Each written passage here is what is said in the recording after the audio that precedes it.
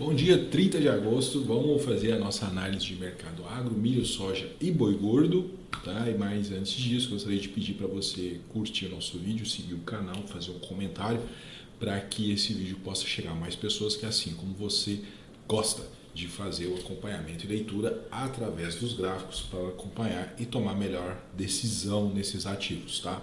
O milho agora ele está sendo negociado a 53,56 no contrato futuro CCMU 2023, tá? E ele segue dentro daquele range de preço que a gente falou, tá bom? Ele está preso aqui dentro, muito pouca opção do que fazer. Deixa eu tirar zoom para a gente entender melhor o que aconteceu, né? Então ele houve essa perda de preço aqui depois dessa perda de linha horizontal, perdeu bruscamente durante semanas e semanas. Tá, foram 2, 3, 4, 5, 6, 7, 8, 9 semanas consecutivas. Foram 2 meses e mais um pouco de queda, né? Então foi absurdo, né? Imagina quem comprou o contrato aqui em cima. Então a sua desvalorização está gigantesca. Nesse momento, praticada 53,56, a gente mantém estamos com a seguinte leitura: para ter um melhor poder de decisão, ele precisa sair de dentro desse retângulo, tá bom? Enquanto está aí, não tem muito o que fazer. Obviamente ele está mais próximo da linha de suporte desse retângulo, mas está lá dentro ainda, não tem muito interesse no que fazer, apesar que está sendo negociado com um pouco de alta nesse momento, mas ainda fica um tanto irrelevante, tá? Um tanto irrelevante. Vamos olhar no diário para a gente analisar um pouco melhor. Continua ali a média de 50 flat, levemente apontada para baixo, mas isso porque o preço está sendo negociado ali entre o preço da média e o suporte, que é 55 e 52. Então, como ele está preso entre os 52,50 e os 55, fica ali naquele bate-rebate. A média está pegando ali uma leve tendência a apontar para baixo, tá? Mas ainda não quer dizer nada. Ainda não quer dizer nada. A gente precisa que ele continue fazendo, pode ser, né, uma distribuição desse movimento dele ou uma acumulação. Se for uma acumulação, a gente precisaria ver ele romper esse retângulo superior e aí confirmar o rompimento e buscar 200, tá? Então, para você que às vezes está chegando aqui, por agora, né? A gente tem 3 médias aqui na tela de 50, 200 e 400 e de uma forma muito simples tentamos fazer com que você absorva e traga para o seu operacional as melhores decisões de preço, tá? Então a gente consegue trazer aqui essa seguinte analogia, tá bom? No H1, se fosse para pegar algum tipo de gatilho, né? Veja que não diferente, ele está super preso aqui dentro dessa região, então fica difícil mesmo, né, de tomar algum tipo de decisão. Qualquer coisa que poderia ser feito acima dessas médias, se ele pegasse uma tendência de H1 aqui dentro, para você fazer uma tentativa de uma compra mais barata. Mas, no entanto, nesse momento está bem complicado de pensar nisso, tá? Está bem complicado de pensar nisso. Então, aqui eu continuo com esse viés de não tomada de decisão de compra nesse momento, porque ele não tem nenhuma tendência. Isso não quer dizer que ele não possa cair mais. Legal? Vamos dar um pulinho lá na soja. A gente vai olhar o contexto da soja agora. Deixa eu puxar aqui pro semanal, que a gente sempre vem com essa lupa, né, de gráfico maior para gráfico menor, para a gente poder ver o contexto de todo o movimento anterior, tá? Então, soja, veja que a gente ficou durante muitos anos praticando aqui uma certa estabilidade, né? E depois que a gente trouxe esse movimento grande aqui, e agora ele está no andar de cima, né? E veja só, como ele praticou esses preços aqui em cima e depois acabou perdendo, não conseguindo, né, buscar novos patamares, ele perde aqui um pouco mais forte essa linha horizontal amarela e bate na 200, que é a azul clara. Então vem a sequência de média de 50, 200 e 400 aqui na sua tela. A rosa ou vermelha 50, azul clara 200 e azul escura 400. Quando ele fica aqui, pode ver que ele deixou aqui uma espécie de letra W, né? Ó, parece uma letrinha W aqui. Só que esse fundo mais alto, onde tem essa seta, então ele faz esse fundo, depois faz um segundo fundo, que é um fundo mais alto. É um padrão de reversão. Mas ele só pode ser confirmado, Joe de Napoli, né, também, ele só pode ser confirmado aqui, ó, no rompimento dessa linha, entendeu? Vamos chamar isso aqui de linha de pescoço, se fosse uma shoulder invertida. Mas não quero complicar aqui com muita questão de padrões gráficos ou nomenclaturas.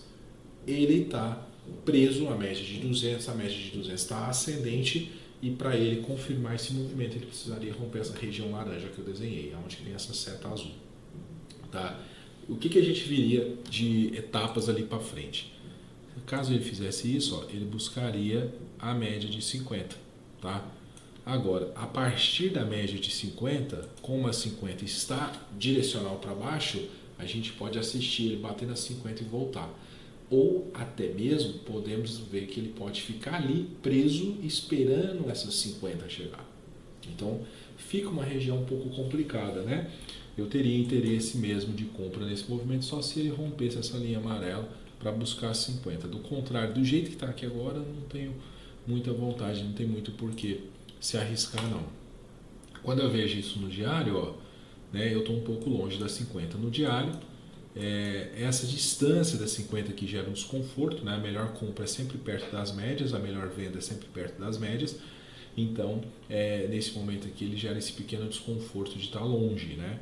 Mas ele está fazendo um padrãozinho de fundos mais alto, o que é bacana para o movimento, para o interesse do preço continuar nessa subida, tá? Vamos ver no H1, só para questão de gatilhos, né? Ó, no caso do H1 aqui agora, o preço está sendo negociado abaixo das 50, né? Então já fica, se fosse usar o gatilho comprador, por que é importante a gente tentar esse gatilho comprador acima? Se a média de 50 tivesse ascendente e o preço estivesse sendo praticado em cima das 50, e essa linha amarela é aquela região que a gente está marcado, seria uma região de mais interesse. Mas o que a gente fala aqui, todo dia falamos o seguinte: ó, 90% dos rompimentos é o que? Falso. 90% dos rompimentos são falsos. Então, o ideal é sempre ter uma confirmação de movimento. Sempre ter uma confirmação de movimento.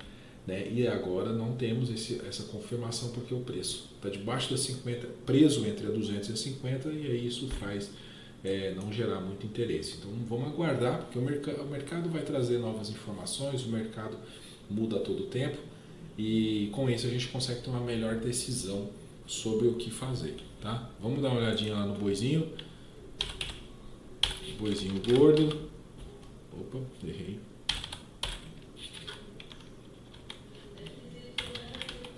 Aí, vamos puxar semanal.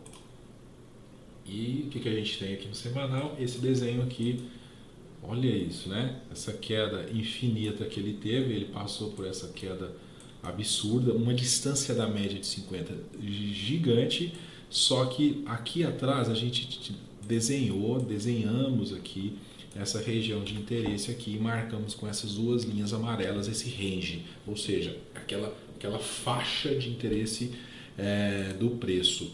E aí, nessa queda absurda que ele está tendo durante todo esse tempo, ele parou lá dentro, tá? Que está abaixo da 400. Então ele para ali dentro e agora a gente vai, o que vamos fazer? Acompanhar se ele vai parar por aqui ou vai fazer uma tentativa de volta para cima da média de 400. No entanto, ele está aqui parado, né? Parou literalmente no bola, né? A hora que ele chegou ali no 200, ficou essa briga ali. Quando a gente olha isso no diário, fica mais fácil de interpretar, né? Olha isso.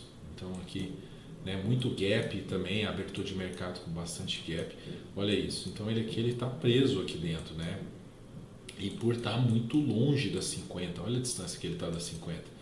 Então é bem normal que pode ser que ele dá uma acalmada nessa queda dele aí e fique esperando, ou até mesmo volte nas 50. No entanto, isso aqui é a lei da oferta e demanda, porque a gente está falando de gado, escoamento de gado. Então pode ser que a gente assista essa lateralização de preço ainda, tá? Então pode ser que o mercado fique por aí, apesar dele ontem, né, ter tido uma leve alteraçãozinha aí de preço. O mercado agora abre e está sendo praticado aí a R$200.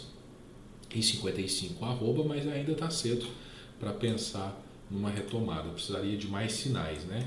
Aqui no H1, para a gente acompanhar na questão de gatilho, a média ainda está apontada para baixo, né? Eu esperaria ela fazer uma curva, o preço ficar superior à média, fazer uma confirmação e subir. Ficaria esse desenho aqui, ó.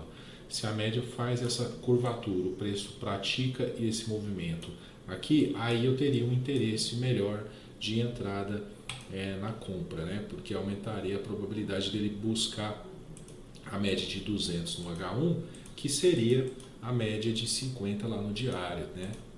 Então isso ficaria mais interessante, tá bom? Então essa é a leitura desses três ativos.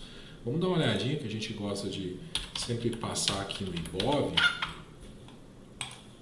também, né? O IBOV está ali deixa eu colocar aqui no diário. Olha o que ele fez, nada diferente do que a gente vem falando todos os dias, independente das notícias, né? Apesar que respeitamos as notícias, usamos fatos anteriores para uma melhor decisão de probabilidade futura, mas não foi diferente, né? Depois de 13 dias consecutivos de queda, o IBOV deixou aqui um fundo mais alto, e aí a gente tinha duas situações. Eu só acredito no movimento de alta se ele superar 50, por isso que eu deixei essa linha laranja, para ver o que vai acontecer. Essa média agora está flat, tá? Ela se torna uma resistência mais forte, e essa resistência seguido de uma região que ele já brigou bastante, tá? Com essa informação eu tomo a seguinte decisão: eu só tenho interesse se ele fizer um rompimento com confirmação, lembrando que 90% dos rompimentos são falsos, ou se ele acabar criando algum padrão de volta, tá? Aí ele buscaria a 200 e a 400 aqui embaixo, né? Obviamente teria que vencer esse primeiro suporte, o segundo suporte, como todas as coisas que a gente acompanha aqui. Sempre um alvo por vez, tá? Mas o IBOV nesse momento não fez nada que a gente não esperasse, né? Padrão aí de reversão. O detalhe é que nesse padrão agora ele tem uma 50 que se encontra flat juntamente com uma região que já teve muito estresse, beleza? Então é isso que a gente tem aqui, é um gatilho de compra. Eu gosto de um padrão de reversão quando acontece, e a média está me indicando essa tendência, ela está me falando, olha, a gente está em ascendência ou está em descendência, mas desse jeito aqui eu esperaria um pouco mais, tá legal? Então é isso, e a gente volta amanhã, sexta-feira tem payroll, vamos ficar atento às movimentações que isso pode trazer para o mercado agro. Forte abraço.